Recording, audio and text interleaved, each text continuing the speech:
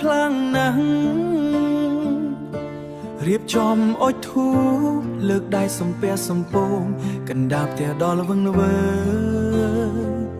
ធ្លាប់មានអ្នកម្ដាយពេលនេះលែងមានទៀតហើយអោម៉ែអើយម៉ែតើម៉ែទៅណាបាត់ទៅ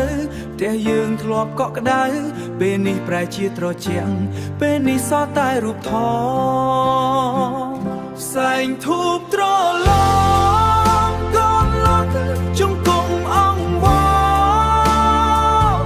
សូមទេវតាជួយកូននឹងម្ដាយណាជាតិខំពីមុនម៉ែធ្លាប់មើលថែថ្នាក់ថ្នមច្បាស់ពេលនេះម៉ែឃ្លាតឆ្ងាយណាស់ទៅឋានបរកូនសូមបន់ស្រន់ឲ្យវិញ្ញាណក្ខន្ធម៉ែបានសុខសូមឲ្យម៉ែផុតទុក្ខទៅកាន់ឋានសួគ៌នឹកកាលពីតូចម៉ែធ្លាប់បំពេឲ្យគេបំពេរាល់រាត្រី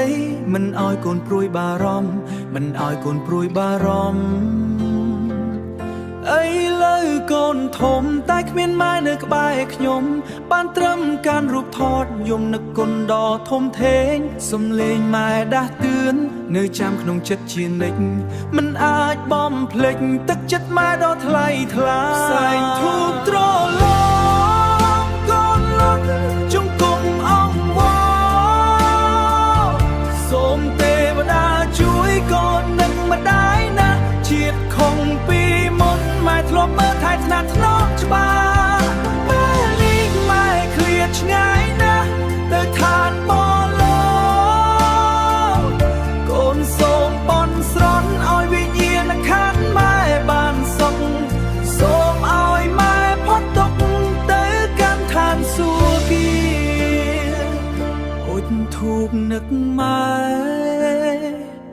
រាល់ថ្ងៃរាល់វេលាសូមម៉ែបានសុខ